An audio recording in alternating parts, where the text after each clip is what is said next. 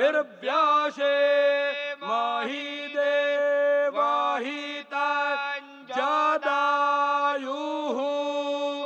स्वस्ति न इन्द्रो वृद्धश्रवाः स्वस्ति नः पूषा वृषभवेदाः स्वस्ति नस्तार्क्ष्यो अरिष्टानेमिः स्वस्ति नो बृहस्पतिर्दधातु सुशान्तिर्भवतु।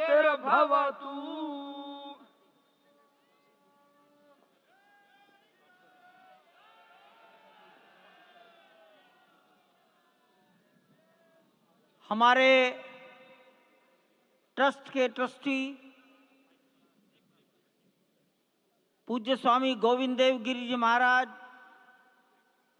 उडुपी मठ, पेजावर मठ के मध्वाचार्य विश्व प्रसन्न तीर्थ जी महाराज और अयोध्या निर्मोही अखाड़ा के महंत दिनेन्द्र दास जी महाराज को निवेदन करता हूँ, मंच पर पधारें और वस्त्र भेंट कर अपना सम्मान, अपनी कृतज्ञता ज्ञापन करें मंच पर बैठे हुए महानुभावों के प्रति। पूज्य गोविंद देव जी महाराज, माननीय प्रधानमंत्री जी के लिए, विश्व प्रसन्न तीर्थ जी महाराज डॉक्टर मोहन राव भागवत के लिए,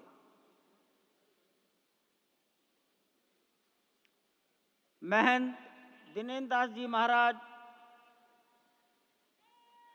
माननीय मुख्यमंत्री योगी जी के लिए वस्त्र मालूम है उनको मालूम है।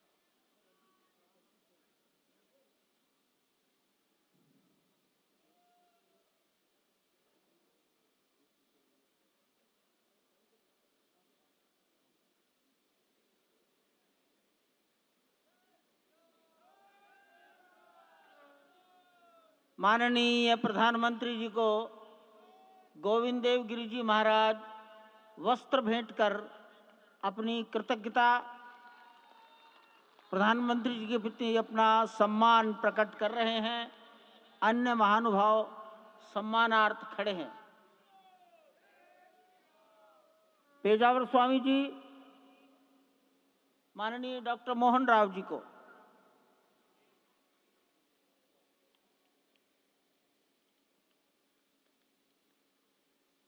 महंत दिनेन्द्र दास जी योगी आदित्यनाथ जी के प्रति,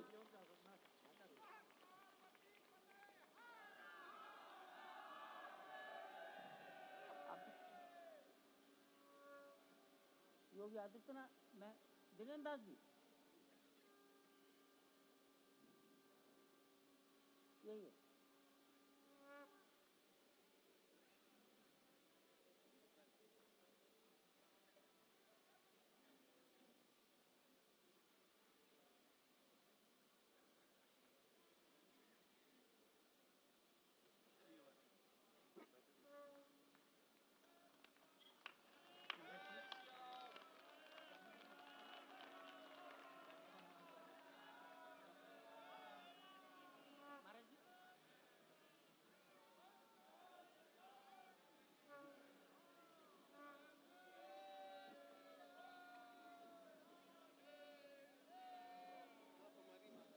माननीय प्रधानमंत्री जी दिल्ली में राम जन्मभूमि के इस पावन प्रसंग पर एक डाक टिकट जारी कर चुके हैं। उत्तर प्रदेश सरकार की ओर से योगी आदित्यनाथ जी महाराज, माननीय मुख्यमंत्री, माननीय प्रधानमंत्री जी और डॉक्टर मोहन राव भागवत को सम्मान में 2 चिन्ह भेंट करेंगे।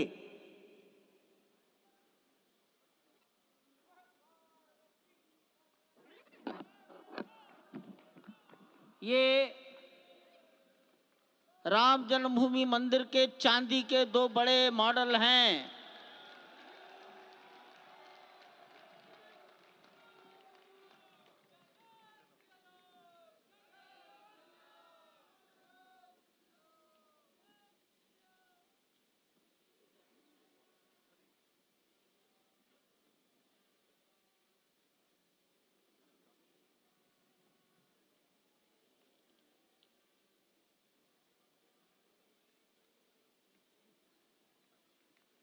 पूज्य गोविंद देव गिरि जी महाराज मंच पर आएंगे और माननीय प्रधानमंत्री जी ने के बारे में अपनी भावनाएं प्रकट करेंगे।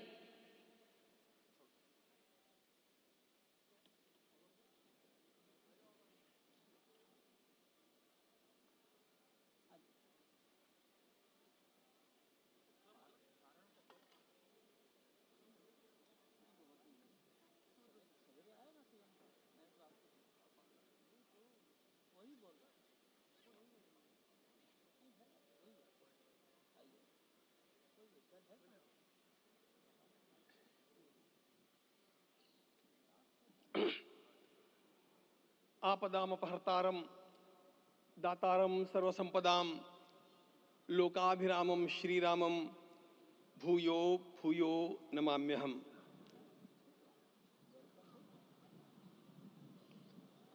आज अंतःकरण अत्यंत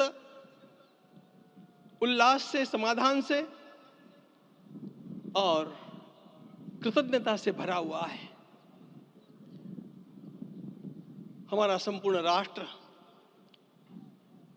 और पूरा विश्व भी आज भगवान श्री राम की प्रतिष्ठा से आलोकित होने का पर्व आरंभ हो चुका है।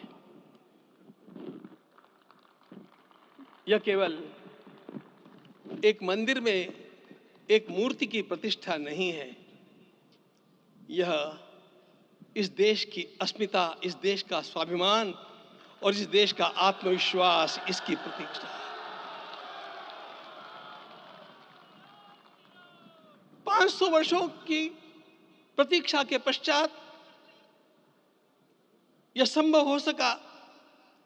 इसके जो अनेक कारण हैं, उनके ऊपर तो आलोक हमारे सारे सम्माननीय अभ्यागत डालेंगे ही।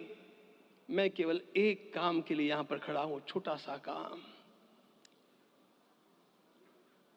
कारण तो अनेक होते हैं, लेकिन अनेक कारण मिलते मिलते आखिर वे एक विशिष्ट स्तर तक पहुंच जाते हैं और उस स्तर पर कोई महापुरुष हम लोगों को उपलब्ध होता है और उस विभूति के कारण युग परिवर्तित हो जाता है।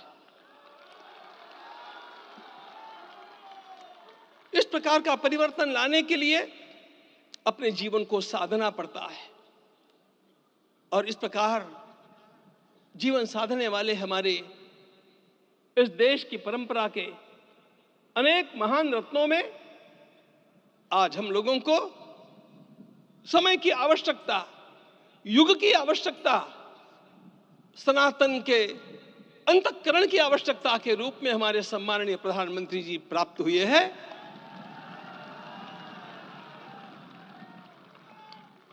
यह केवल इस देश का नहीं, यह संपूर्ण विश्व का सौभाग्य है कि आज एक ऐसा राजदर्शी हम लोगों को प्राप्त हुआ।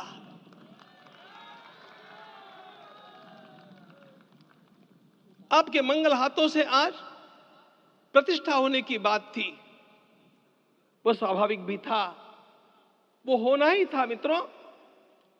लेकिन मुझे इस बात का आश्चर्य हुआ जब मुझे लगभग 20 दिन पूर्व समाचार मिले कि माननीय प्रधानमंत्री जी को इस प्रतिष्ठा के लिए स्वयं अपने लिए क्या क्या अनुष्ठान करके सिद्ध करना चाहिए, स्वयं को उसकी नियमावली आप लिख करके भेजें।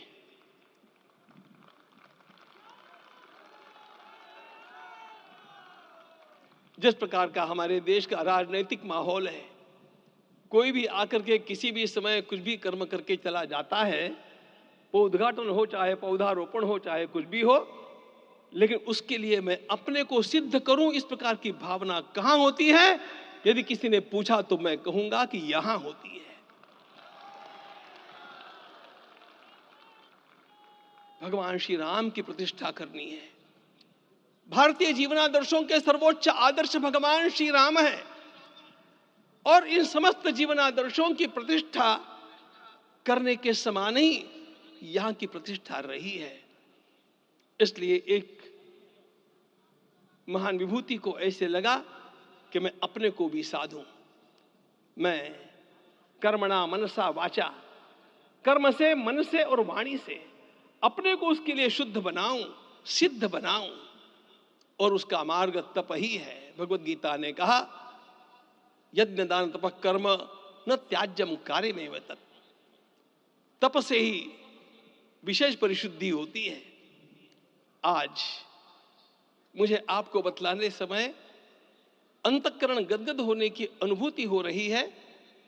मैंने तो कहा था, हम लोगों ने महापुरुषों से परामर्श करके लिखा था, आपको केवल 3 दिन का उपवास करना है।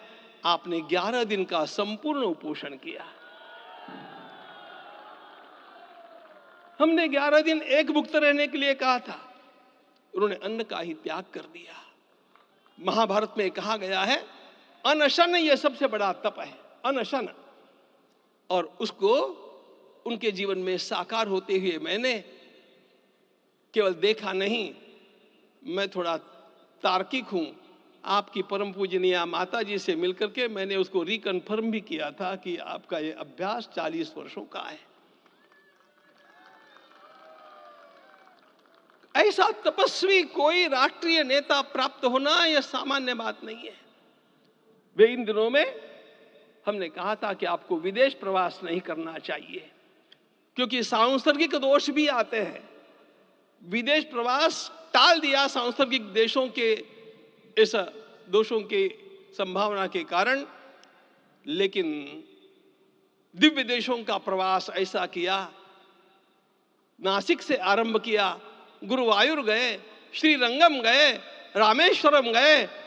इन सारे स्थानों पर जाकर के वहां के परमाणुओं को लेकर के और पूरी भारत माता के हर कोनों में जाकर के मानो वे निमंत्रण दे रहे थे कि आइए दिव्य आत्माओं, अयोध्या पधारिए और हमारे राष्ट्र को महान बनाने के लिए आशीर्वाद दीजिए।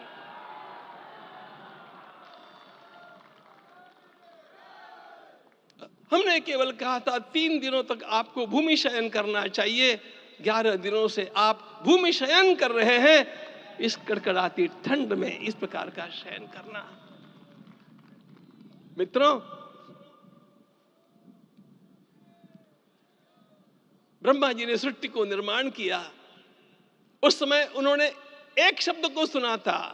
भारत की संस्कृति का सबसे मूल शब्द है तप, तप इति। हमारे पूज्य गुरुदेव के गुरुदेव परम गुरु कहा करते थे, कांची के परमाचार्य जी महाराज, तपश्चर। मैं जब भी उनसे मिलता था वे कहते थे तपश्चर। आज तप की कमी हो गई है और उस तप को हमने साकार आप में देखा। मुझे इस परंपरा को देखते हुए केवल एक राजा याद आता है जिसमें यह सब कुछ था, और उस राजा का नाम छत्रपति शिवाजी महाराज। छत्रपति शिवाजी महाराज। मित्रों, लोगों को पता नहीं है शायद, वे स्वयं जब मल्लिकार्जुन के दर्शन के लिए श्री शैलम के ऊपर गए, 3 दिन का उपवास किया, 3 दिन शिव मंदिर में रहे, और महाराज ने कहा कि मुझे राज्य नहीं करना है, मुझे संन्यास लेना है, मैं शिव जी की आराधना के लिए जन्मा हूं, मुझे संन्यास लेना है, मुझे वापस मत ले जाइए। इतिहास का वो बड़ा विलक्षण प्रसंग है। उस प्रसंग में उनके सारे ज्येष्ठ मंत्रियों ने उनको समझाया और लौटा करके लाया कि यह भी आपका कार्य भगवत सेवा ही है। आज हम लोगों को उसी प्रकार के एक महापुरुष ऐसे प्राप्त हुए हैं जिसको भगवती जगदम्बा ने स्वयं हिमालय से लौटा करके भेज दिया कि जाओ भारत माता की सेवा करो। तुम्हें भारत माता की सेवा करनी है। मैं अपने को कभी श्रद्धा रखने के बारे में भावुक नहीं पाता हूं, लेकिन कुछ स्थान ऐसे होते हैं जहां पर आदर के साथ अपना मस्तक अपने आप झुक जाता है। ऐसा एक स्थान हम लोगों को उच्च पदस्थ इस राजर्षि ने जब दिखाया तो मुझे छत्रपति शिवाजी महाराज के गुरु समर्थ रामदास स्वामी महाराज की याद आ गई। उन्होंने शिवाजी का वर्णन किया, निश्चयाचा महामेरु, निश्चयाचा महामेरु, बहुत जनासी आधारू, अखंड स्थितिता निर्धारू, श्रीमंत योगी, श्रीमंत योगी, श्रीमंत योगी। हम लोगों को आज एक श्रीमंत योगी प्राप्त हुआ। आज मैं यहां पर केवल इसलिए खड़ा हूं कि इतने तपस्या के पश्चात इन सारे महात्माओं की अनुमति लेकर के और उनके आशीर्वाद लेकर के उनका यह तप पूर्ण करने के लिए, उसकी सांगता के लिए उनको चरणामृत दिया जा रहा है। आप सबकी सहमति हो तो आप सब लोग ओंकार का घोष करके मुझे सहमति दें।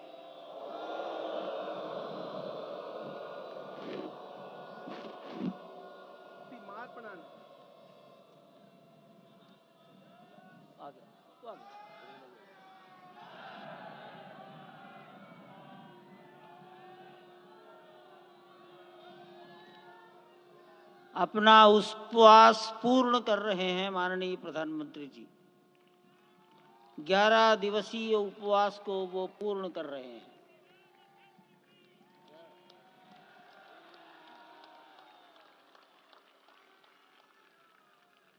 मैं श्री राम जन्मभूमि तीर्थ क्षेत्र के अध्यक्ष पूज्य महंत नृत्य गोपाल दास जी महाराज, मणिराम छावनी अयोध्या के श्री महंत के चरणों में निवेदन करता हूं आशीर्वचन के लिए।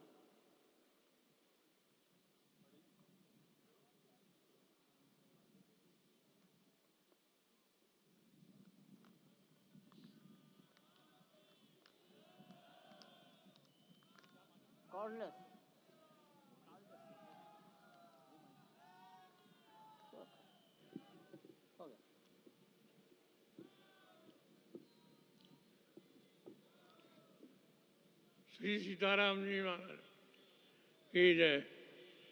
बड़े सौभाग्य की बात है, भगवान राम की पावन जन्मभूमि पर भगवान का महोत्सव हो रहा है। इससे बढ़कर के और क्या बात हो सकती है। वास्तव में भगवान की लीला ऐसी है कि इसका वर्णन नहीं किया जा सकता है। इसलिए हम सभी लोग भगवान राम की पावन जन्मभूमि पर हृदय से अपना स्नेह, अपनी श्रद्धा समर्पित करते हैं। माननीय मुख्यमंत्री योगी आदित्यनाथ जी महाराज।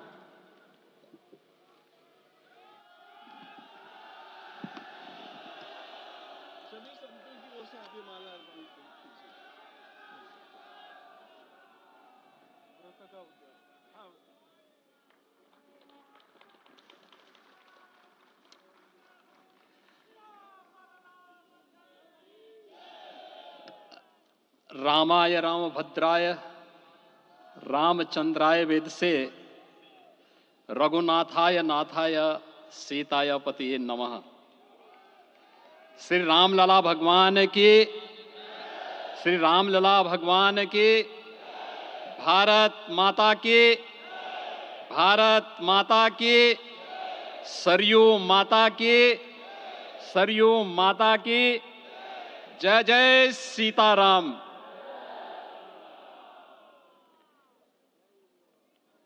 रामोत्सव के आज के इस कार्यक्रम के मुख्य अतिथि दुनिया के सबसे लोकप्रिय राजनेता, भारत के माननीय प्रधानमंत्री आदरणीय श्री नरेंद्र मोदी जी, राष्ट्रीय स्वयंसेवक संघ के माननीय सरसंघ चालक श्रद्धेय डॉक्टर मोहन भागवत जी,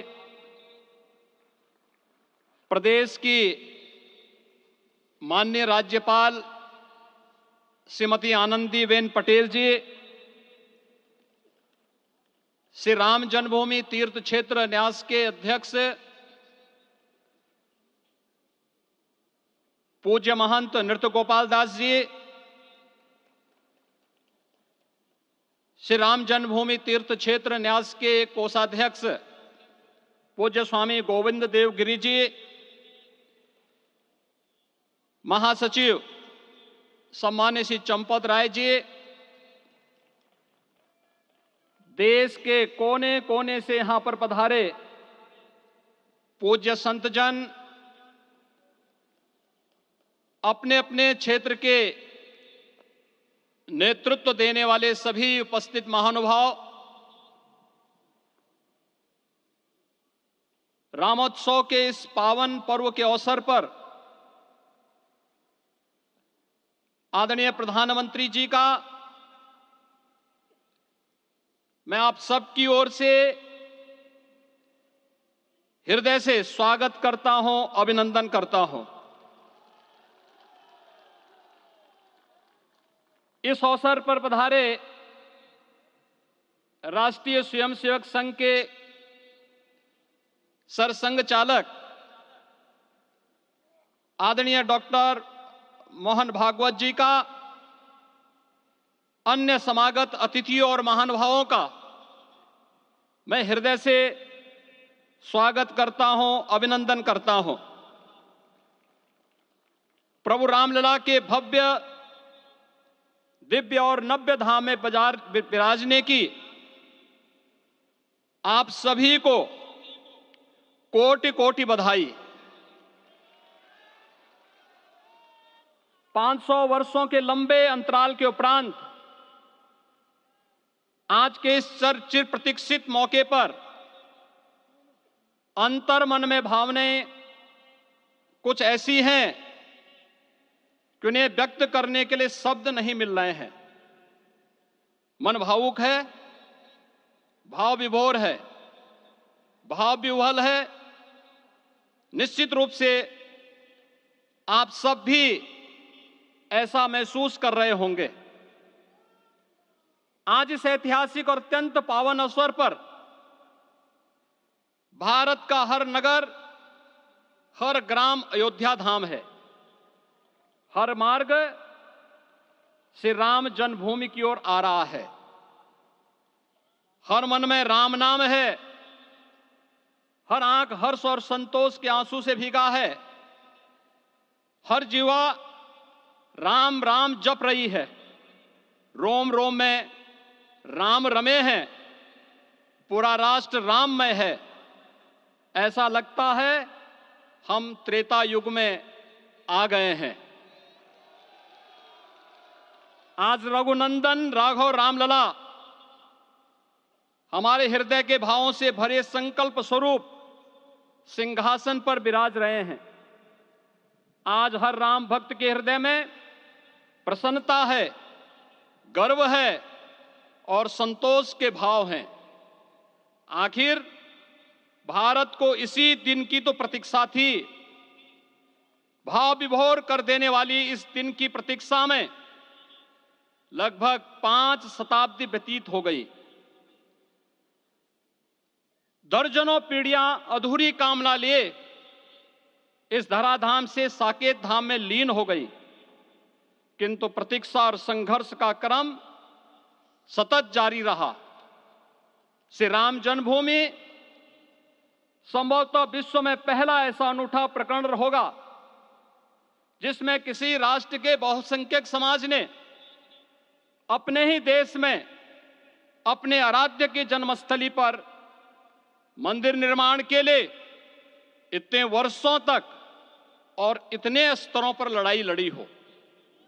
संतों, सन्यासियों, पुजारियों, नागाओं, निहंगों, बुद्धिजीवियों, राजनेताओं, जनजातियों सहित समाज के हर वर्ग ने जाति पाति, विचार दर्शन, उपासना पद्धति से ऊपर उठ करके राम काज के लिए स्वयं को उत्सर्ग किया।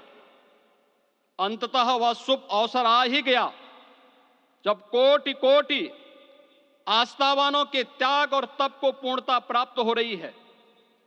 आज आत्मा प्रफुल्लित है इस बात से कि मंदिर वही बना है जहां बनाने का संकल्प लिया था।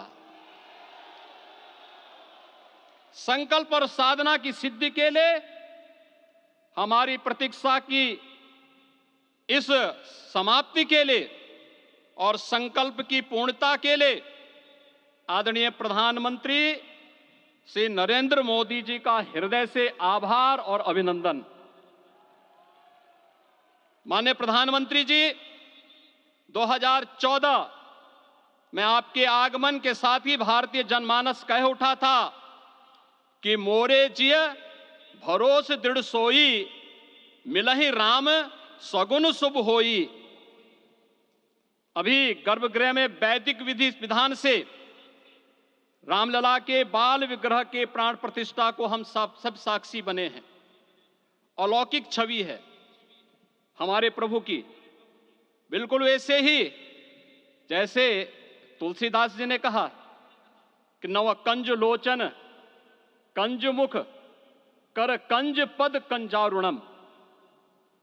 धन्य है वह शिल्पी जिसने हमारे मन में बसे राम की छवि को मूर्त रूप प्रदान किया है। विचारों और भावनाओं की विहलता के बीच मुझे पूज्य संतों और अपनी गुरु परंपरा का पुण्य स्मरण हो रहा है। आज उनकी आत्मा को असीम संतोष और आनंद की अनुभूति हो रही होगी।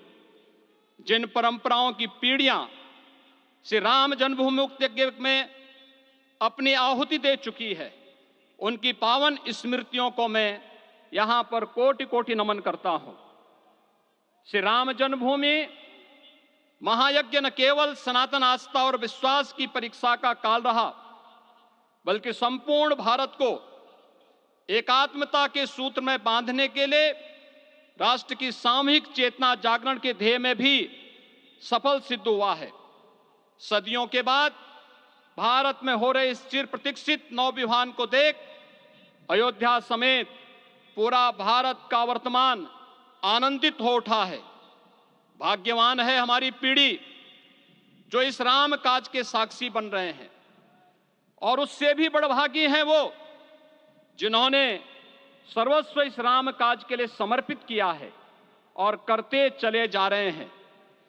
जिस अयोध्या को अवनी की अमरावती और धरती का वैकुंठ कहा गया, वह सदियों तक अभिषिप्त थी, उपेक्षित रही, सुनियोजित तिरस्कार झेलती रही। अपनी ही भूमि पर सनातन आस्था पद्दलित होती रही, चोटिल होती रही, किंतु राम का जीवन हमें संयम की शिक्षा देता है और भारतीय समाज ने संयम बनाए रखा। लेकिन हर एक दिन के साथ ही हमारा संकल्प और भी दृढ़ होता गया, और आज देखिए पूरी दुनिया अयोध्या के वैभव को निभा रही है। हर कोई अयोध्या आने को आतुर है।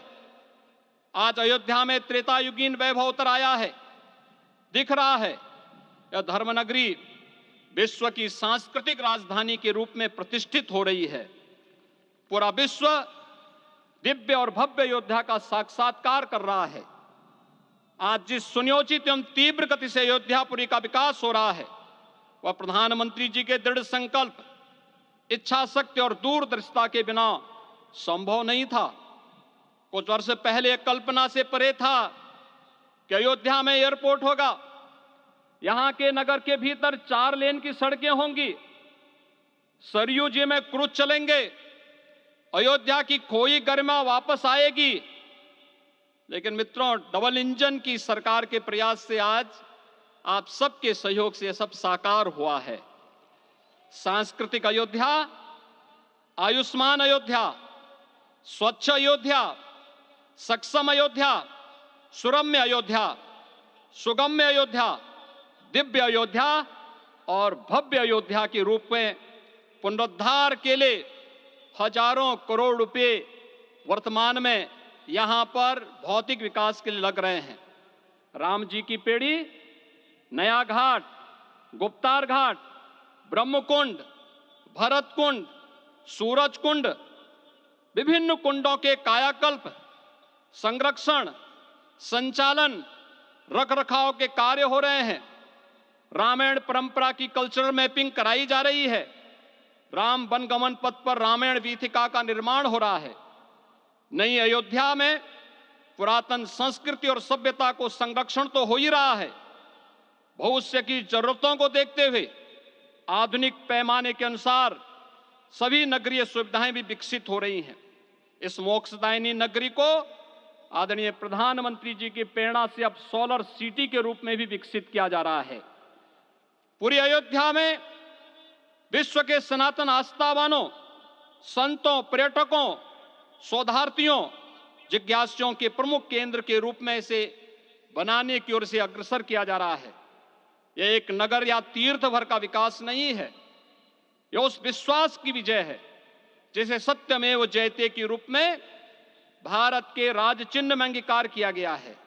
यह लोक आस्था और जन विश्वास का विजय है, भारत के गौरव की पुनर्प्रतिष्ठा है।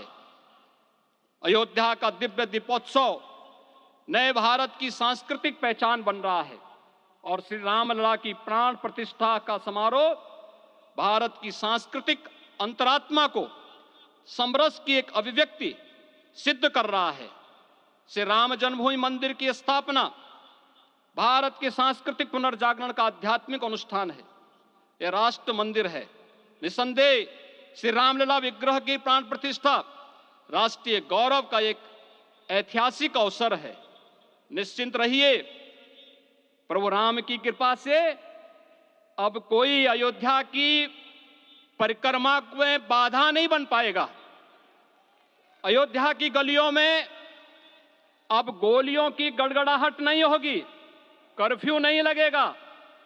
अपितु यहां दीपोत्सव, रामोत्सव और यहां की गलियों में श्री राम नाम संकीर्तन से यहां की गलियां गुंजायमान होंगी, क्योंकि अवधपुरी का मैं रामलला का विराजना राम राज्य की स्थापना की उद्घोषणा भी है।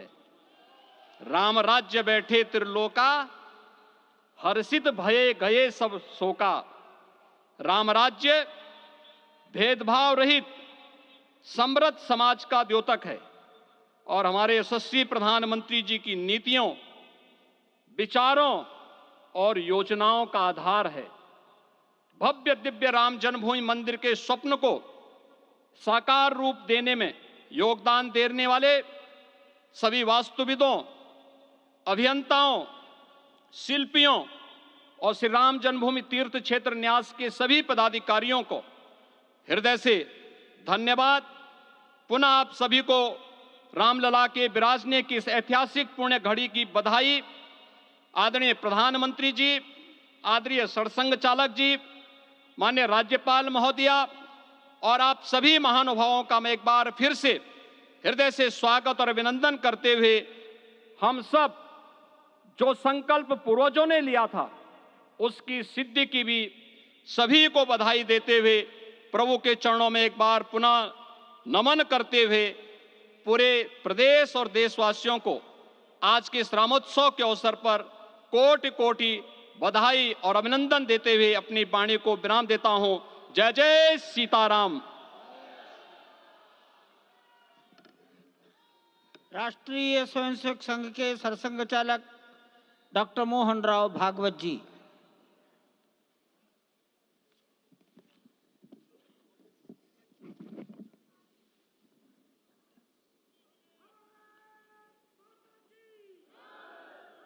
आदरणीय प्रधानमंत्री जी, उत्तर प्रदेश के आदरणीय मुख्यमंत्री जी, आदरणीय राज्यपाल महोदया, देश के आज विद्यमान सभी पंथ संप्रदायों का प्रतिनिधित्व करने वाले हमारे संत, ऋषि, आचार्य गण और समाज के सब स्तरों का प्रतिनिधित्व करने वाले निमंत्रित महानुभाव, आज का आनंद शब्दों में वर्णनातीत है और उसके वर्णन करने का प्रयास इसके पहले के वक्तव्यों में अच्छा हो गया है। ये भी बता दिया गया है और हम जानते भी हैं कि आज अयोध्या में रामलला के साथ भारत का स्व लौट के आया है।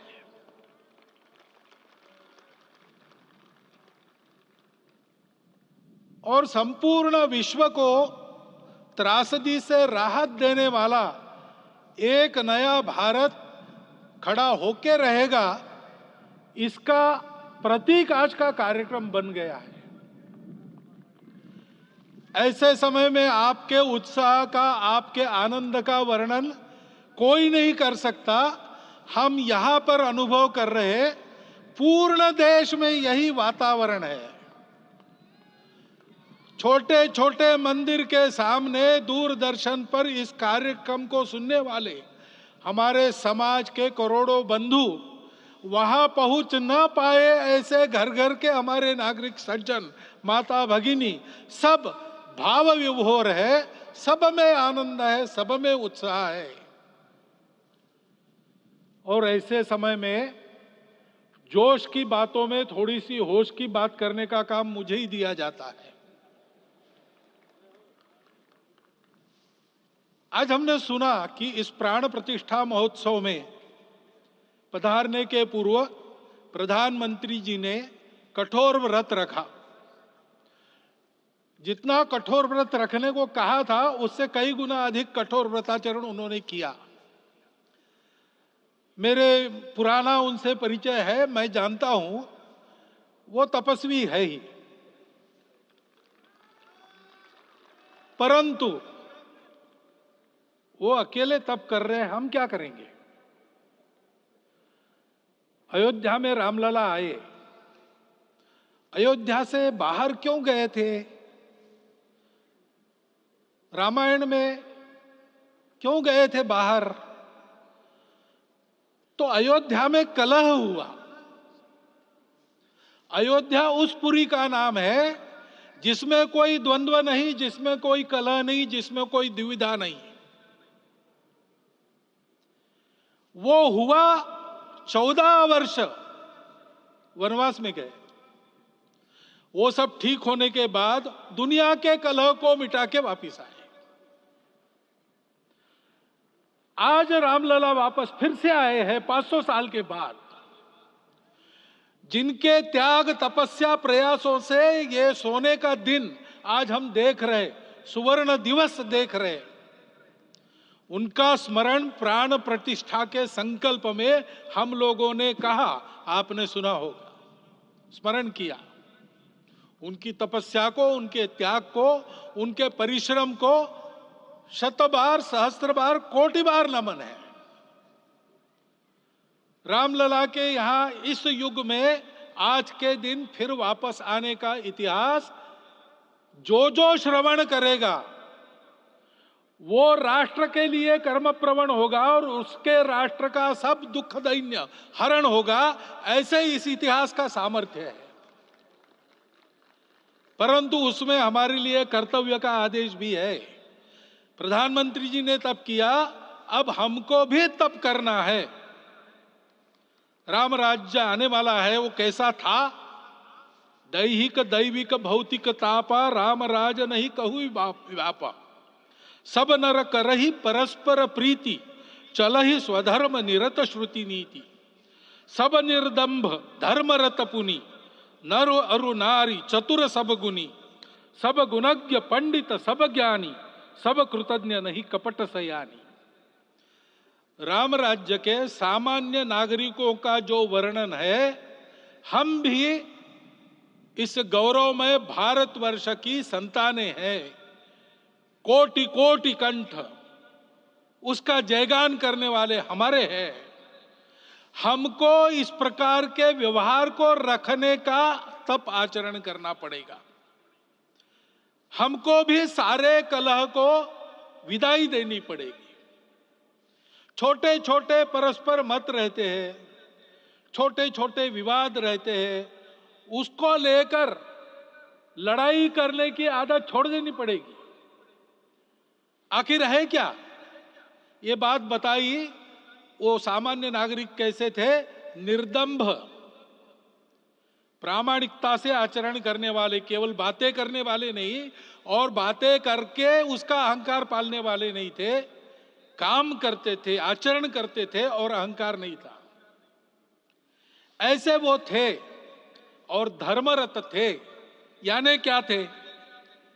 इस पर कठिन भाषा में प्रवचन बहुत लंबा हो सकता है, लेकिन थोड़े में धर्म के जो 4 मूल्य जिनकी चौखट पर धर्म है, ऐसा श्रीमद् भागवत में बताया है, सत्य, करुणा, शुचिता, तपस, उसका आज हमारे लिए युगानुकूल आचरण क्या है?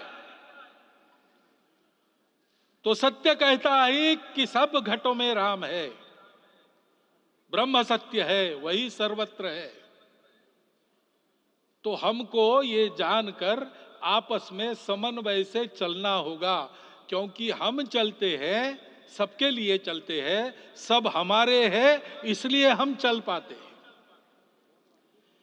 और इसलिए आपस में समन्वय रखकर व्यवहार करना, यह धर्म का पहला जो पैर है, सत्य, उसका आचरण है। करुणा दूसरा कदम है, उसका आचरण है सेवा और परोपकार। सरकार की कई योजनाएं गरीबों को राहत दे रही, सब हो रहा है, लेकिन हमारा भी कर्तव्य है, ये सब समाज बांधव हमारे अपने बंधु है। तो जहां हमको दुख दिखता है, पीड़ा दिखती है, वहां हम दौड़ जाए, सेवा करें, दोनों हाथों से कमाएं, अपने लिए न्यूनतम आवश्यक रखकर बाकी सारा वापस दे, सेवा और परोपकार के माध्यम से। यह करुणा का अर्थ आज है। शुचिता पर चलना है, यानी पवित्रता होनी चाहिए। पवित्रता के लिए संयम चाहिए, अपने को रोकना है। सब अपनी इच्छाएं, सब अपने मत, सब अपनी बातें ठीक होंगी ही ऐसा नहीं, और होगी तो भी अन्यों के भी मत है, अन्यों की भी इच्छाएं हैं। और इसलिए अपने आप को संयम में रखते हैं तो सारी पृथ्वी सब मानवों को जीवित रखेगी। गांधी जी कहते थे, earth has enough for everyone's need, but it cannot satisfy everyone's greed. तो लोभ नहीं करना, संयम में रहना और अनुशासन का पालन करना, अपने जीवन में अनुशासित रहना, अपने कुटुंब में अनुशासन रहना, अपने समाज में अनुशासन रहना। सामाजिक जीवन में नागरिक अनुशासन का पालन करना। भगिनी निवेदिता कहती थी कि स्वतंत्र देश में नागरिक संवेदना रखना और नागरिक अनुशासन का पालन करना, यही देशभक्ति का रूप है। इससे जीवन में पवित्रता आती है।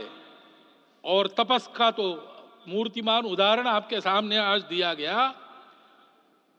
व्यक्तिगत तपस तो हम करेंगे, सामूहिक तपस क्या है? संगच्छध्वम संवदध्वम संवो मनांसी जानता। हम साथ चलेंगे, बोलेंगे आपस में, उसमें से एक सहमति का संवाद निकालेंगे, एक ही भाषा बोलेंगे, वो वाणी मन वचन कर्म समन्वित होगा और मिलके चलेंगे, अपने देश को विश्वगुरु बनाएंगे। ये तपस हम सबको करना है। 500 वर्षों तक अनेक पीढ़ियों ने लगकर परिश्रम करके, प्राणों का बलिदान देके, खून पसीना बहाकर आज ये आनंद का दिन सारे राष्ट्र को उपलब्ध करा दिया। उन सबके प्रति हमारे मन में कृतज्ञता है। मैं यहां बैठता हूं तो मेरे मन में विचार आता है कि मुझे बिठाया, मैंने क्या किया? वो तो जो उन्होंने किया उसका प्रतिनिधि भी मुझे बनाया गया है। उस प्रतिनिधि के नाते मैं ये अवदान स्वीकार करता हूं और उन्हीं को अर्पण करता हूं। परंतु उनका ये व्रत हमको आगे लेके जाना है। जिस धर्म स्थापना विश्व में करने के लिए राम का अवतार हुआ था, उस धर्म स्थापना को अनुकूल स्थिति अपने आचरण में, अपने देश में उत्पन्न करना, यह अपना कर्तव्य बनता है। रामलला आए हैं, हमारे मन को आह्लादित करने के लिए, उत्साही करने के लिए, प्रेरणा देने के लिए, साथ साथ इस कर्तव्य की याद दिलाकर उसमें कृति प्रवण करने के लिए आए हैं। उनका आदेश सर पे लेके हम यहां से जाए। सब लोग तो यहां आ नहीं सके, लेकिन वो सुन रहे, देख रहे। अभी इसी क्षण से इस व्रत का पालन हम करेंगे तो मंदिर निर्माण पूरे होते होते विश्व गुरु भारत का निर्माण भी पूरा हो जाएगा। इतनी क्षमता हम सबकी है। इसका मैं एक बार स्मरण देता हूं, आप सबको धन्यवाद देता हूं और मेरे 4 शब्द समाप्त करता हूं। भारत के यशस्वी प्रधानमंत्री माननीय नरेंद्र भाई मोदी जी अपने मनोभाव प्रकट करेंगे।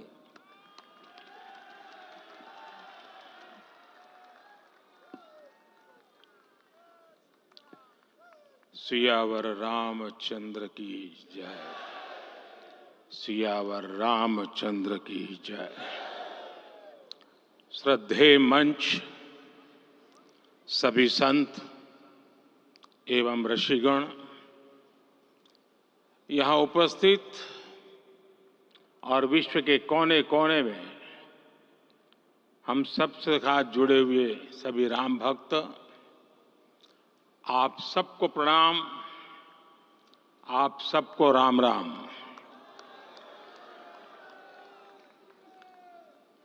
आज हमारे राम आ गए हैं।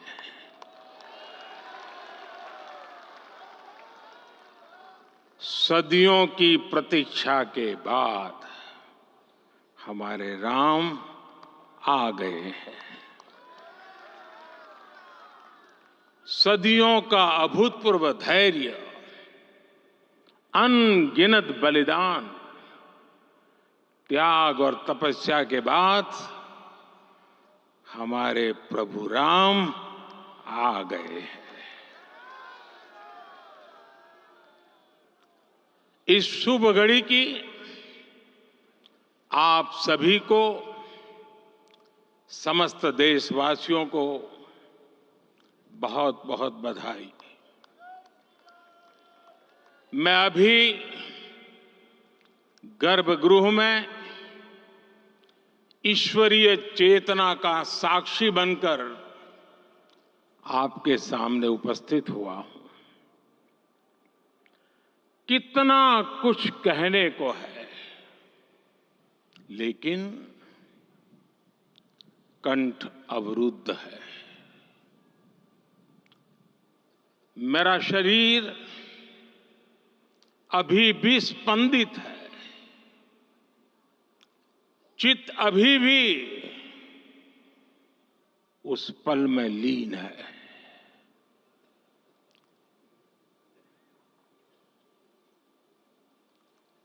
हमारे रामलला अब टेंट में नहीं रहेंगे।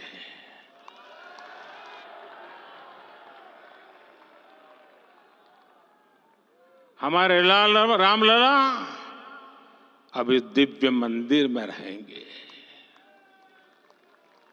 मेरा पक्का विश्वास है, अपार श्रद्धा है कि जो घटित हुआ है, इसकी अनुभूति देश के, विश्व के कोने कोने में राम भक्तों को हो रही होगी। ये क्षण अलौकिक है, ये पल पवित्रतम है। ये माहौल, ये वातावरण, ये ऊर्जा, ये घड़ी प्रभु श्री राम का हम सब पर आशीर्वाद है। 22 जनवरी 2024 का ये सूरज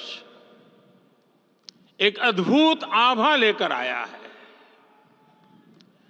22 जनवरी 2024 ये कैलेंडर पर लिखी एक तारीख नहीं, ये एक नए काल चक्र का उद्गम है।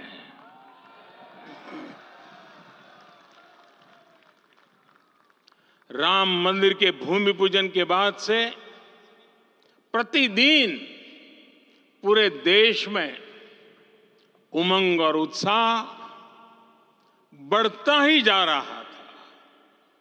निर्माण कार्य देख देशवासियों में हर दिन एक नया विश्वास पैदा हो रहा था।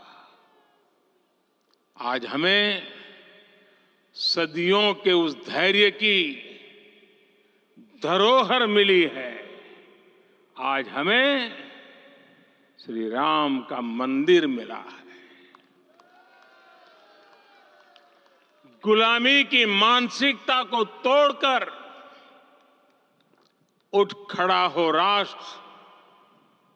अतीत के हर दंश से हौसला लेता हुआ राष्ट्र ऐसे ही नव इतिहास का सृजन करता है। आज से 1000 साल बाद भी लोग आज की इस तारीख की, आज के इस पल की चर्चा करेंगे। और ये कितनी बड़ी राम कृपा है कि हम सब इस पल को जी रहे हैं, इसे साक्षात घटित होते देख रहे हैं। आज दिन दिशाएं, दिग दिगंत सब दिव्यता से परिपूर्ण है। ये समय सामान्य समय नहीं है। ये काल के चक्र पर सर्वकालिक शाही से अंकित हो रही अमिट स्मृति रेखाएं हैं। साथियों, हम सब जानते हैं कि जहां राम का काम होता है वहां पवन पुत्र हनुमान अवश्य विराजमान होते हैं। इसलिए मैं राम भक्त हनुमान और हनुमान गढ़ी को भी प्रणाम करता हूं। मैं माता जानकी, लक्ष्मण जी, भरत, शत्रुघ्न सबको नमन करता हूं। मैं पावन अयोध्यापुरी और पावन सरयू को भी प्रणाम करता हूं। मैं इस पल दैवीय अनुभव कर रहा हूं कि जिनके आशीर्वाद से ये महान कार्य पूरा हुआ है। वे दिव्य आत्माएं, वे दैवीय विभूतियां भी इस समय हमारे आसपास उपस्थित है। मैं इनसे भी दिव्य चेतनाओं को भी कृतज्ञता पूर्वक नमन करता हूं। मैं आज प्रभु श्री राम से क्षमा याचना भी करता हूं। हमारे पुरुषार्थ, हमारे त्याग, तपस्या में कुछ तो कमी रह गई होगी कि हम इतनी सदियों तक ये कार्य कर नहीं पाए। आज वो कमी पूरी हुई है।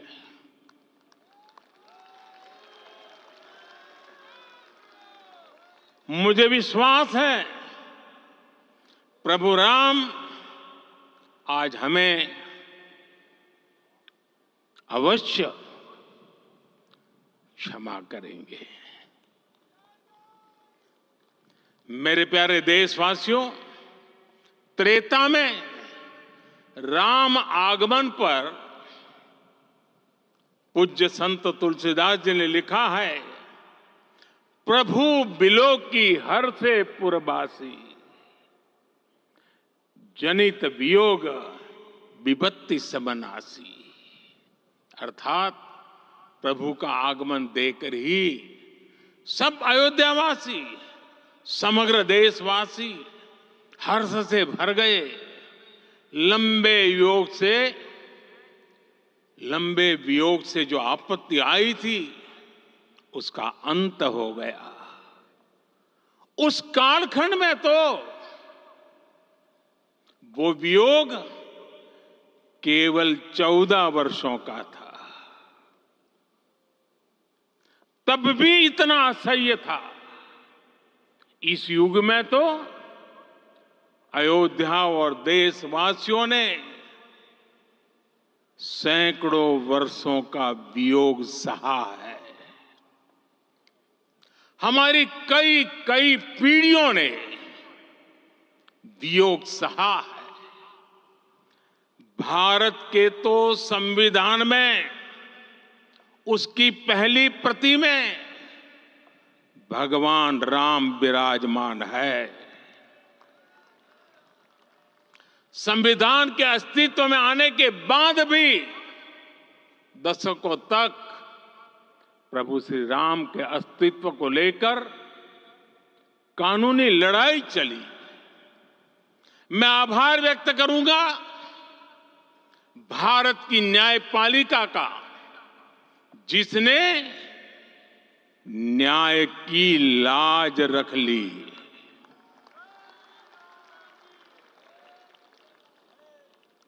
न्याय के पर्याय प्रभु राम का मंदिर भी न्यायबद्ध तरीके से ही बना। साथियों, आज गांव-गांव में एक साथ कीर्तन संकीर्तन हो रहे हैं। आज मंदिरों में उत्सव हो रहे हैं, स्वच्छता अभियान चलाए जा रहे हैं। पूरा देश आज दीपावली मना रहा है। आज शाम घर घर राम ज्योति प्रज्वलित करने की तैयारी है। कल मैं श्री राम के आशीर्वाद से धनुषकोडी में राम सेतु के आरंभ बिंदु अरिचल मुनाई पर था। जिस घड़ी प्रभु राम समुद्र पार करने निकले थे, वो एक पल था जिसने काल चक्र को बदला था। उस भावमय पल को महसूस करने का मेरा ये विनम्र प्रयास था। वहां पर मैंने पुष्प वंदना की। वहां मेरे भीतर एक विश्वास जगा कि जैसे उस समय काल चक्र बदला था, उसी तरह अब काल चक्र फिर बदलेगा और शुभ दिशा में बढ़ेगा। अपने 11 दिन के व्रत अनुष्ठान के दौरान मैंने उन स्थानों का चरण स्पर्श करने का प्रयास किया जहां प्रभु राम के चरण पड़े थे। चाहे वो नासिक का पंचवटी धाम हो, केरला का पवित्र त्रिपायर मंदिर हो, आंध्र प्रदेश में लेपाक्षी हो, श्रीरंगम में रंगनाथ स्वामी मंदिर हो, रामेश्वरम में श्री रामनाथ स्वामी मंदिर हो, या फिर धनुषकोडी। मेरा सौभाग्य है कि इसी पुनीत पवित्र भाव के साथ मुझे सागर से सरयू तक की यात्रा का अवसर मिला। सागर से सरयू तक हर जगह राम नाम का वही उत्सव भाव छाया हुआ है। प्रभु राम तो भारत की आत्मा के कण कण से जुड़े हुए हैं। राम भारतवासियों के अंतर मन में विराजे हुए हैं। हम भारत में कहीं भी किसी की अंतरात्मा को छुएंगे तो इस एकत्व की अनुभूति होगी और यही भाव सब जगह मिलेगा। इससे उत्कृष्ट, इससे अधिक देश को समायोजित करने वाला सूत्र और क्या हो सकता है। मेरे प्यारे देशवासियों, मुझे देश के कोने कोने में अलग अलग भाषाओं में रामायण सुनने का अवसर मिला है, लेकिन विशेषकर पिछले 11 दिनों में रामायण अलग अलग भाषा में अलग राज्यों से मुझे विशेष रूप से सुनने का मौका मिला। राम को परिभाषित करते हुए ऋषियों ने कहा है, रमन्ते यस्मिन् इति रामः, अर्थात जिसमें रम जाए वही राम है। राम लोक की स्मृतियों में, पर्वत से लेकर परंपराओं में सर्वत्र समाये हुए हैं। हर युग में लोगों ने राम को जिया है। हर युग में लोगों ने अपने अपने शब्दों में अपनी अपनी तरह से राम को अभिव्यक्त किया है और ये राम रस जीवन प्रवाह की तरह निरंतर बहता रहता है। प्राचीन काल से भारत के हर कोने के लोग राम रस का आचमन करते रहे हैं। राम कथा असीम है और रामायण भी अनंत है। राम के आदर्श, राम के मूल्य, राम की शिक्षाएं सब जगह एक समान है।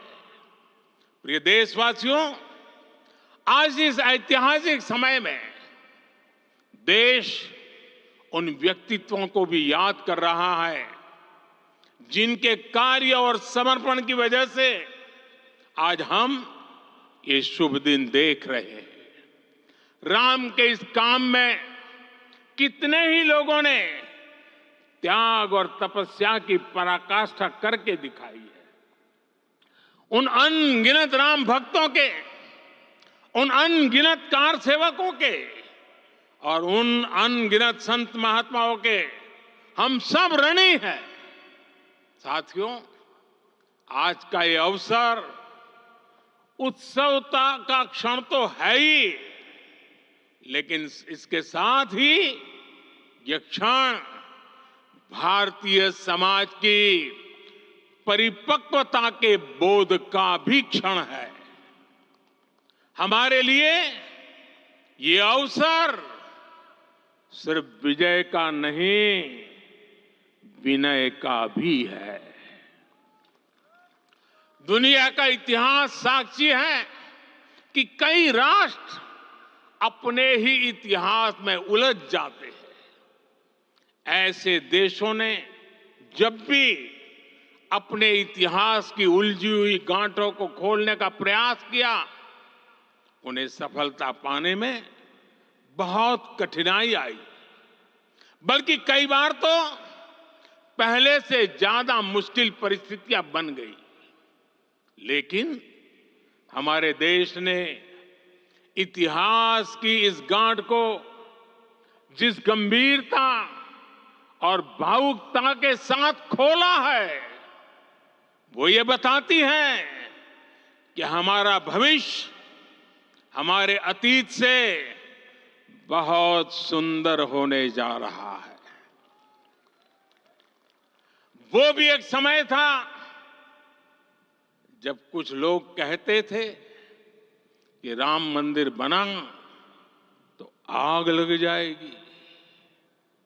ऐसे लोग भारत के सामाजिक भाव की पवित्रता को नहीं जान पाए। रामलला के इस मंदिर का निर्माण भारतीय समाज के शांति, धैर्य, आपसी सद्भाव और समन्वय का भी प्रतीक है। हम देख रहे हैं ये निर्माण किसी आग को नहीं बल्कि ऊर्जा को जन्म दे रहा है। राम मंदिर समाज के हर वर्ग को एक उज्जवल भविष्य के पथ पर बढ़ने की प्रेरणा लेकर आया है। मैं आज उन लोगों से आह्वान करूंगा, आइए आप महसूस कीजिए, अपनी सोच पर पुनर्विचार कीजिए। राम आग नहीं है, राम ऊर्जा है। राम विवाद नहीं, राम समाधान है। राम सिर्फ हमारे नहीं है, राम तो सबके हैं। राम वर्तमान नहीं, सिर्फ वर्तमान ही नहीं, राम अनंत काल है। साथियों, आज जिस तरह राम मंदिर प्राण प्रतिष्ठा के इस आयोजन से पूरा विश्व जुड़ा हुआ है, उसमें राम की सर्वव्यापकता के दर्शन हो रहे हैं। जैसा उत्सव भारत में है, वैसा ही अनेक देशों में है। आज अयोध्या का यह उत्सव रामायण की उन वैश्विक परंपराओं का भी उत्सव बना है। रामलला की ये प्रतिष्ठा वसुधैव कुटुंबकम के विचार की भी प्रतिष्ठा है। साथियों, आज अयोध्या में केवल श्री राम के विग्रह रूप की प्राण प्रतिष्ठा नहीं हुई है, ये श्री राम के रूप में साक्षात भारतीय संस्कृति के प्रति अटूट विश्वास की भी प्राण प्रतिष्ठा है। ये साक्षात मानवीय मूल्यों और सर्वोच्च आदर्शों की भी प्राण प्रतिष्ठा है। इन मूल्यों की, इन आदर्शों की आवश्यकता आज संपूर्ण विश्व को है। सर्वे भवन्तु सुखिनः, ये संकल्प हम सदियों से दोहराते आए हैं। आज उसी संकल्प को राम मंदिर के रूप में साक्षात आकार मिला है। ये मंदिर मात्र एक देव मंदिर नहीं है, ये भारत की दृष्टि का, भारत के दर्शन का, भारत के दिग्दर्शन का मंदिर है। ये राम के रूप में राष्ट्र चेतना का मंदिर है। राम भारत की आस्था है, राम भारत का आधार है, राम भारत का विचार है, राम भारत का विधान है, राम भारत की चेतना है, राम भारत का चिंतन है, राम भारत की प्रतिष्ठा है, राम भारत का प्रताप है, राम प्रवाह है, राम प्रभाव है, राम नेति भी है, राम नीति भी है, राम नित्यता भी है, राम निरंतरता भी है, राम विभु है, विशद है, राम व्यापक है, विश्व है, विश्वात्मा है। और इसलिए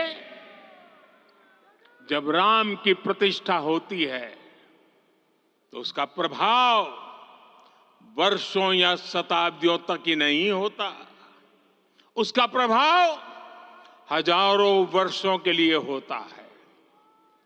महर्षि वाल्मीकि ने कहा है, राज्यम 10 सहस्त्राणि प्राप्य वर्षाणि राघव, अर्थात राम 10,000 वर्षों के लिए राज्य पर प्रतिष्ठित हुए, यानी हजारों वर्षों के लिए राम राज्य स्थापित हुआ। जब त्रेता में राम आए थे तब हजारों वर्षों के लिए राम राज्य की स्थापना हुई थी। हजारों वर्षों तक राम विश्व पथ प्रदर्शन करते रहे थे। और इसलिए मेरे प्यारे देशवासियों, आज अयोध्या भूमि हम सभी से, प्रत्येक राम भक्त से, प्रत्येक भारतीय से कुछ सवाल कर रही है। श्री राम का भव्य मंदिर तो बन गया, अब आगे क्या? सदियों का इंतजार तो खत्म हो गया, अब आगे क्या? आज के इस अवसर पर जो दैवीय आत्माएं हमें आशीर्वाद देने के लिए उपस्थित हुई हैं, हमें देख रही हैं, उन्हें क्या हम ऐसे ही विदा करेंगे? नहीं, कदापि नहीं। आज मैं पूरे पवित्र मन से महसूस कर रहा हूं कि काल चक्र बदल रहा है। ये सुखद संयोग है कि हमारी पीढ़ी को एक कालजयी पथ के शिल्पकार के रूप में चुना गया है। 1000 वर्ष बाद की पीढ़ी राष्ट्र निर्माण के हमारे आज के कार्यों को याद करेगी। इसलिए मैं कहता हूं, यही समय है, सही समय है। हमें आज से, इस पवित्र समय से अगले 1000 साल के भारत की नींव रखनी है। मंदिर निर्माण से आगे बढ़कर अब हमें सभी देशवासी यही इस पल से समर्थ, सक्षम, भव्य, दिव्य भारत के निर्माण की सौगंध लेते हैं।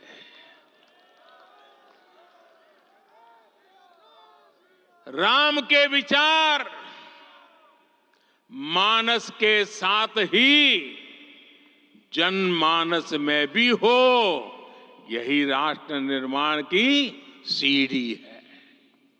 साथियों, आज के युग की मांग है कि हमें अपने अंतःकरण को विस्तार देना होगा। हमारी चेतना का विस्तार देव से देश तक, राम से राष्ट्र तक होना चाहिए। हनुमान जी की भक्ति, हनुमान जी की सेवा, हनुमान जी का समर्पण, ये ऐसे गुण हैं जिन्हें हमें बाहर नहीं खोजना पड़ता। प्रत्येक भारतीय में भक्ति, सेवा और समर्पण के भाव समर्थ, सक्षम, भव्य, दिव्य भारत का आधार बनेंगे। और यही तो है देव से देश और राम से राष्ट्र की चेतना का विस्तार। दूर सुदूर जंगल में, कुटिया में जीवन गुजारने वाली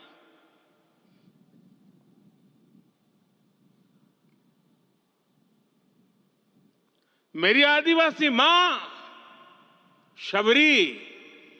शबरी का ध्यान आते ही अप्रतिम विश्वास जागृत होता है। मां शबरी तो कब से कहती थी, राम आएंगे।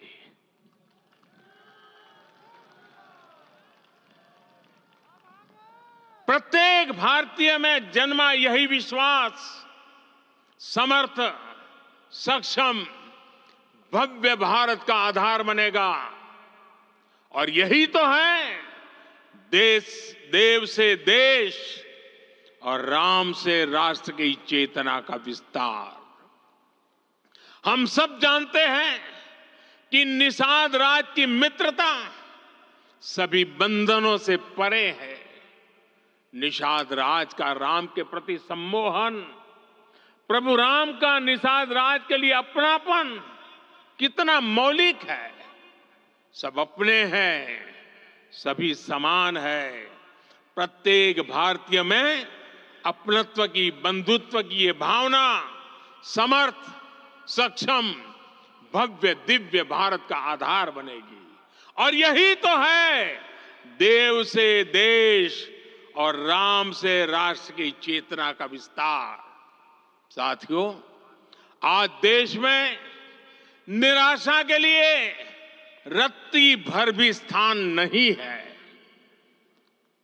मैं तो बहुत सामान्य हूं, मैं तो बहुत छोटा हूं, अगर कोई ये सोचता है तो उसे गिलहरी के योगदान को याद करना चाहिए। गिलहरी का स्मरण ही हमें हमारी इस हिचक को दूर करेगा, हमें सिखाएगा कि छोटे बड़े हर प्रयास की अपनी ताकत होती है, अपना योगदान होता है। और सबके प्रयास की यही भावना समर्थ, सक्षम, भव्य, दिव्य भारत का आधार बनेगी। और यही तो देव से देश और राम से राष्ट्र का, राष्ट्र की चेतना का विस्तार। साथियों, लंकापति रावण प्रकांड ज्ञानी थे, अपार शक्ति के धनी थे, लेकिन जटायु जी की मूल्य निष्ठा देखिए। वे महाबली रावण से भिड़ गए। उन्हें भी पता था कि वो रावण को परास्त नहीं कर पाएंगे, लेकिन फिर भी उन्होंने रावण को चुनौती दी। कर्तव्य की यही पराकाष्ठा समर्थ, सक्षम, भव्य, दिव्य भारत का आधार है। और यही तो है देव से देश और राम से राष्ट्र की चेतना का विस्तार। आइए हम संकल्प लें कि राष्ट्र निर्माण के लिए हम अपने जीवन का पल पल लगा देंगे। राम काज से राष्ट्र काज, समय का पल पल, शरीर का कण कण राम समर्पण को राष्ट्र समर्पण के ध्येय से जोड़ देंगे। मेरे देशवासियों, प्रभु श्री राम की हमारी पूजा विशेष होनी चाहिए। ये पूजा स्व से ऊपर उठ करके समष्टि के लिए होनी चाहिए। ये पूजा अहम से उठकर वयम के लिए होनी चाहिए। प्रभु को जो भोग चढ़ेगा वो विकसित भारत के लिए हमारे परिश्रम की पराकाष्ठा का प्रसाद भी होगा। हमें नित्य पराक्रम, पुरुषार्थ, समर्पण का प्रसाद प्रभु राम को चढ़ाना होगा। इनसे नित्य प्रभु राम की पूजा करनी होगी, तब हम भारत को वैभवशाली और विकसित बना पाएंगे। मेरे प्यारे देशवासियों, ये भारत के विकास का अमृत काल है। आज भारत युवा शक्ति की पूंजी से भरा हुआ है, ऊर्जा से भरा हुआ है। ऐसी सकारात्मक परिस्थितियां फिर न जाने कितने समय बाद बनेगी। हमें अब चूकना नहीं है, हमें अब बैठना नहीं है। मैं अपने देश के युवाओं से कहूंगा, आपके सामने हजारों वर्ष की परंपरा की प्रेरणा है। आप भारत की उस पीढ़ी का प्रतिनिधित्व करते हैं जो चांद पर तिरंगा लहरा रही है। वो 15 लाख किलोमीटर की यात्रा करके सूर्य के पास जाकर मिशन आदित्य को सफल बना रही है। जो आसमान में तेजस और सागर में विक्रांत का परचम लहरा रही है। अपनी विरासत पर गर्व करते हुए आपको भारत का नव प्रभात लिखना है। परंपरा की पवित्रता और आधुनिकता की अनंतता, दोनों ही पथ पर चलते हुए भारत समृद्धि के लक्ष्य तक पहुंचेगा। मेरे साथियों, आने वाला समय अब सफलता का है, आने वाला समय अब सिद्धि का है। ये भव्य राम मंदिर साक्षी बनेगा भारत के उत्कर्ष का, भारत के उदय का।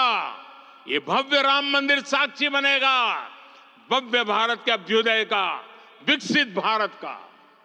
ये मंदिर सिखाता है कि अगर लक्ष्य सत्य प्रमाणित हो, अगर लक्ष्य सामूहिकता और संगठित शक्ति से जन्मा हो, तब उस लक्ष्य को प्राप्त करना असंभव नहीं है। ये भारत का समय है और भारत अब आगे बढ़ने वाला है। शताब्दियों की प्रतीक्षा के बाद हम यहां पहुंचे हैं।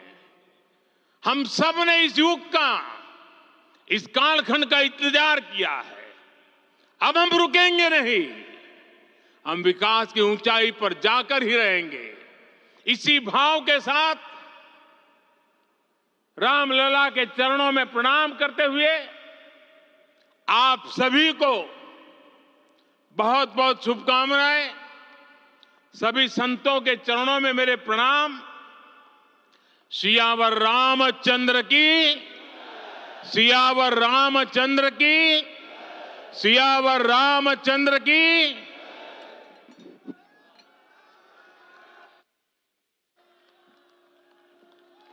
मैं आपसे निवेदन करूंगा, अभी थोड़ा आसन ग्रहण करिए। माननीय प्रधानमंत्री जी यहाँ से कुबेर टीला की ओर प्रस्थान करेंगे।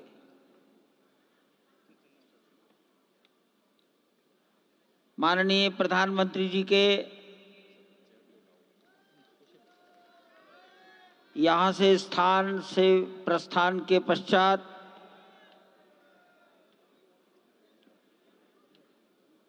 हमारे महंत नृत्य गोपाल दास जी के शिष्यगणों से निवेदन करूंगा, मंच पर आकर उनको नीचे की ओर ले जाए।